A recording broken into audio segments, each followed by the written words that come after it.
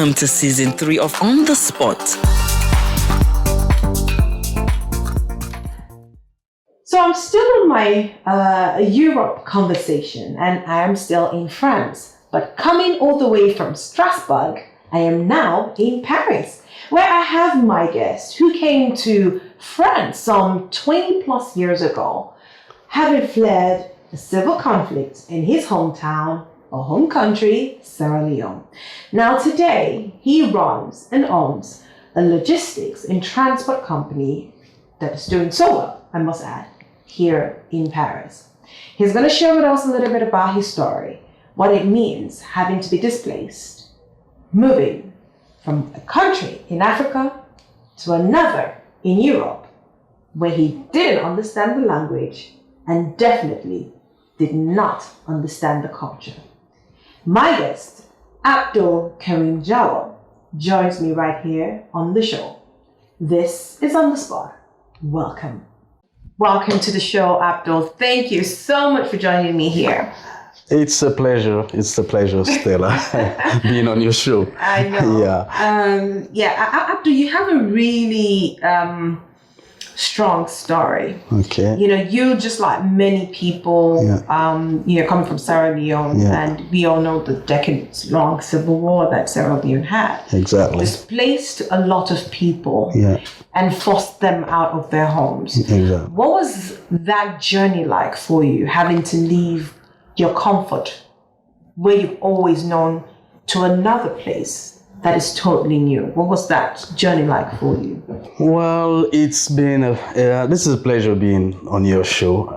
It was tough in the beginning, but you know, during tough times, you make strong people. Mm-hmm. So it was very difficult because I had to leave Sierra Leone and come to Guinea, Conakry, from where I left some of my brothers, and I continued to Ivory Coast. I stayed there, I think, around 2 years. Mm. And I had to leave Ivory Coast to France without speaking the language correctly. So that was the beginning of my story. It was tough when I arrived in France, but as time goes on, well, we start doing what we can do to make things change. You know, as they say, how do they say that? There's the saying, necessity is the mother of invention. So you definitely have to sort of adjust. Yeah. So obviously you mentioned about getting to Guinea Conakry and from there making your journey to Europe. Exactly. But you didn't, France wasn't your first port of call. Yeah. What was that journey like for you before finally getting to France? Well, it was really a coincidence because I think, like most Sierra Leoneans, we think mostly going to England, to Germany. But when I came to this country, I suddenly noticed that if I try, first of all, to learn the language, then there are so many opportunities because there is also a very big African community in France. So that was one of the major things that made me decide to stay in this country. You know, so. So how did you sort of work your way through to getting to where you are today? You didn't just get here and suddenly got a job or life happened. You know, it might be funny, but it's like being a Sierra Leonean, we've learned to hustle somehow. You know, in Sierra Leone, because of the war, I only have, let's say, O-levels level. I didn't go to university because of the war, okay? But because of the tough times we went through in Sierra Leone by then, we learned to buy and sell, you know, just to survive. You know, so I went through this situation where, to be honest, in the beginning, I had no opportunity. Most migrants know that I had no opportunity to work officially. So what I did was starting to go to the Chinese, buy some Eiffel Tower stuffs, and sell to tourists. You know, the simple fact that you can speak French and English, it opens your way. You know, it helped me a lot, and it helped my family back home. You know, so it was a very tough but interesting beginning. You know, so that was the beginning of my whole entrepreneurship, let's say. Yeah. So when I became legal, I saw different opportunities, and that kept me going, Yeah. For those people who are wondering, when he means legal, it means like a legal resident. Or Yeah, legal, that's it. Because I was like a refugee. They give you something to stay in the country, but that doesn't allow you to work officially. Yeah. So if you know this, if anyone can remember the situation back then in our country, you just can't sit down and wait. Yeah. So I had to hustle like I used to do back in Sierra Leone, to help my brothers and families back home, So that was like the beginning of the whole adventure. Wow, that's indeed a very interesting beginning, because we're going to jump quickly into the business and how, it's just sort of taking a life of its own. But this is On the Spot. We'll take a quick break. We'll be back. Abdul is still here, and he's definitely not going anywhere.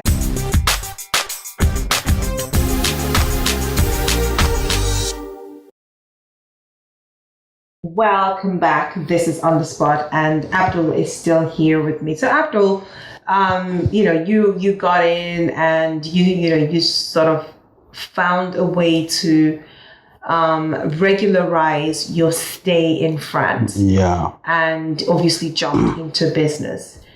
Out of all those, sort of work you've been doing in the entrepreneurial field, you were able to birth a company that, has so far been able to do well. Take us through on that journey. Well, I've always been an entrepreneur, let's say, and it was, there was a time when I saw this opportunity to do transportation. So that's where the idea of Leone Star Express came on, So I created Leone Star Express in 2008. And, it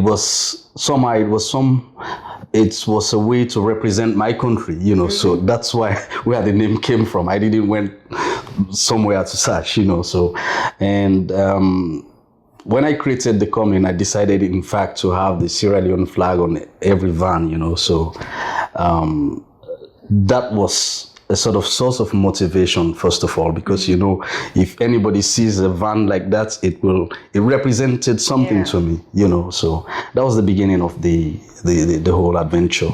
And in the beginning, it was tough because you have to go step by step. You don't have the same financial capacities like other people. Yeah. But with hard work always pays. With hard work and determination, everything is possible. So that's it.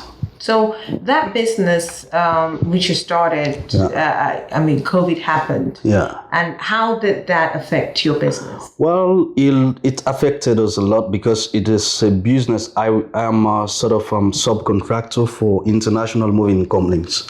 So mostly we move expatriates working for big French companies from France to elsewhere in the world. Let's say someone working for Total, for example, and the person wants to go to Dubai to work, or to Congo or Brazzaville, wherever you have the business. You go to the homes, pack everything and have it in a container and they ship it. And the same thing happens the other way around, So when the COVID happens, everything just stopped. So I had to reduce the staff, reduce the vans, and wait and see. But things are picking up bit by bit because I have a lot of contacts, and people trust me. They know what I can do, So things are picking up bit by bit. Yeah. The business has done pretty well. I mean, 2008 up until now, and it's been able to survive the impact of the COVID. Exactly. What would you say were the key factors for the sustenance of your business up until now? Well, first of all, it's particularly for us, let's say, people of different origin. It's not a question of color. It's a question of honesty, determination, and hard work. You learn, first of all, to adapt. Let your customers know that you're someone they can rely on. Let's say you have a van that is supposed to leave tomorrow morning at 4 o'clock for Switzerland. They know that is so. They're reliable. Exactly. Those are one of the factors. And you are the boss. You have to show your employees an example that I'm not the guy who sits in the office and just wait and give orders. If it comes to, I have to take a van and go wherever, just to respect my engagements towards my customers. Not a lot of Africans seem to have that opportunity of really setting up a successful or profitable business. Not just necessarily in France, but a couple of places in Europe or America. How do they go about it? Because it sounds very complex for a lot of Africans. Well, not really. It's just a mindset. If you have that mindset, everything is possible. It is a company I built from zero without any credit. It came to a time when the business was so good that I even ventured to buy another company, a luxury car rentals. And it is true, I lost a lot of money, but I learned something. So everything is possible in these countries. It's a mindset. If you come to a country and you see, just try to adapt to the ways people are running their own companies. Don't confuse your company account with that of your personal account. Pay your taxes as you can, and the rest will follow. I'm interested in hearing. Like you mentioned, you invested, you purchased a luxury car company, and it didn't work out. Where did it go wrong? Well, it's I made some mistakes in the beginning. Like any businessman, I made some mistakes. I think I bought it too expensive. There are certain things I should have taken into account, and to what ran down the whole business was the COVID too, because mostly people rent cars, let's say Ferraris and Maseratis, for marriages, and the COVID was right there. Nothing was happening. So in the end, I had to make this difficult decision to say, okay, that's it. It was a mistake. That's it. And I closed that chapter. I lost a lot of money, but I learned a lesson, and I know the next adventure will be, I'll do much better. Yeah, a lot of lessons learned, and hopefully you're going to share a little bit of that with our viewers, especially those who are living and working in the diaspora, and just basically how they can get into the space of ownership, owning their own business, owning their own side hustle, and making something out of it. This is On the Spot. Continue to watch. We'll be back, going for a quick break.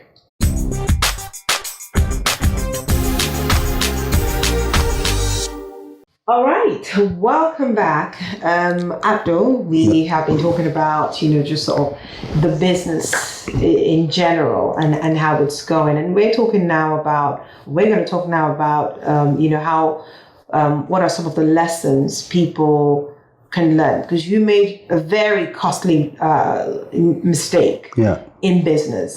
That cost you on the average how much? Roughly, let's say 350,000 euros. Wow, that's a very costly mistake. Of course, and I keep paying. That is it. That's life. Yeah. So for people who are thinking about getting into business, using your own experience, what are the things you've learned? Well, for someone who wants to start a business, don't rely on banks. You can do that at a certain time, but in the beginning, just start step by step. Don't do it in a rush. So you get control of your business.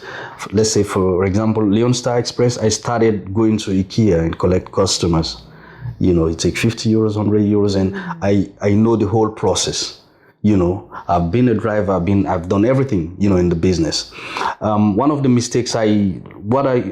things I learned from the business where I lost money was that I invested a very big amount of money straight away, because I had another business that was exactly. So for someone whatever business you want to do, just start bit by bit, and with time, you know all the aspects of that business. So, given how successful your business has been, I mean, of course, COVID impacted every business around the world. Yeah. You have just a handful Yeah. that were able to remain profitable during the period of COVID. Yeah.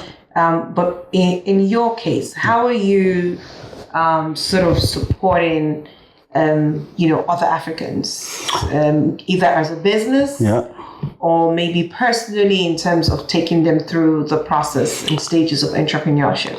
Well, I have, to my own level, I've helped and advised a lot of Africans in general, not just Sierra Leoneans, to do as I did. It's no magic. If I did it, I came to this country with, let's say, a penny in my pocket, nothing else, So if I did it, everyone can do it. You just have to get that determination.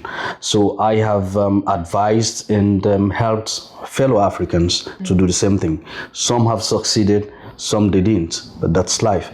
Well, I keep doing the same thing, and I keep creating other companies. And see, I just created another company called Via Africa.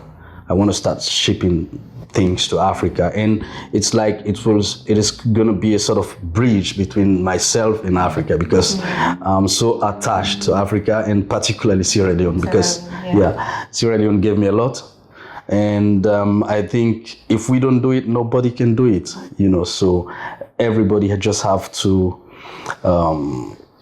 bring his own stone, to because I was going to ask, obviously you're from Sierra Leone, and how are you sort of maintaining that connect with Sierra Leone? Because I know you haven't been to Sierra Leone for quite a long time. At least 10 years. Yeah, that's true. So how are you maintaining that connect? How are you supporting communities back home?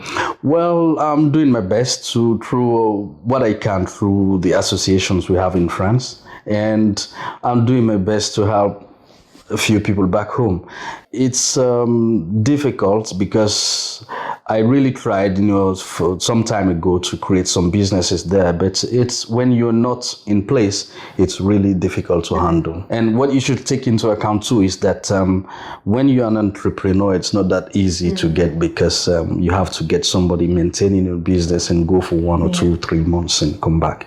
So that's the reason why. But I keep in touch with Africa. Do you think that's one reason why we are not seeing a heavy diasporan entrepreneurship intervention in Sierra Leone? Is it that there are no trustworthy people, or trust is very low in Sierra Leone? That is true. I agree with you. Trust is really low. Trust with, let's say you work with family members, you got the same result, and it's really hard you can only I think build up something if you're in place. And we're faced with this challenge. It's like you can't be here in Europe and be there at the same time. So you need to have trustworthy people, and I think the government has its own part to play to make sure, because trust me, there are so many people who wish to go. No one would like to see his country down low. We all wish to go back and do some investments that can create employment and change the situation, the general situation of youths in our country. So quickly, as we round up, what do you think you'd like to see to make Sierra Leone an investment-friendly or investment-ready destination? I mean, as a Sierra Leonean who's looking to invest in Sierra Leone. Well, I think people back home know better than I do. But what I think is take examples from countries that are working, bring in the laws that everyone respects. We see what is going on in Rwanda, and we see what's going on in Ivory Coast, for example. The government and people in office have to show that example, and then the rest will follow. I'm sorry to say this, but we are all like sheep. People we follow good examples, and that's it. Let's say I'm a Sierra Leonean. I used to live within that sort of, I'm sorry to say, sort of lawlessness. You come to this country, and then you have to adjust to the respect laws. to the laws. You know, Absolutely not. you eat something, you throw it in the bin. I think it's no magic. It's like when the rules are there, we just need to follow. So if we can get a situation where the government put things in place and encourages us to go back and invest, I think so many people will do it. And every little bit will make a difference. Yeah. Absolutely. Every little bit will definitely make a difference. Thank you so much, Abdul, and wish you all the best with your new venture. Thank you so much. You know, I'm looking forward to seeing how that venture is going to span, or how it's going to sort of turn out. Hopefully, as successful as the Leone Star Express.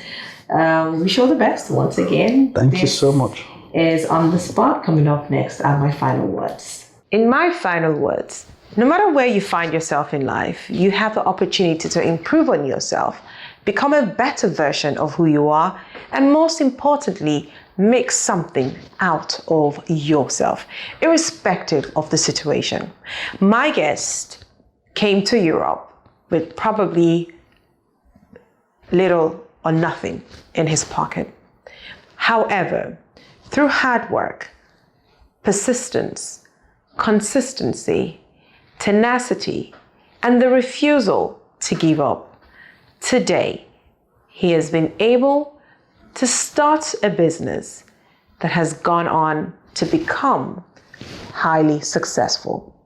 Although it was impacted negatively by COVID, just like every other business across the world, his refusal to give up and his constant re-engineering and rethinking of his business and its processes has helped to keep that business sustainable and, of course, still operational post-COVID.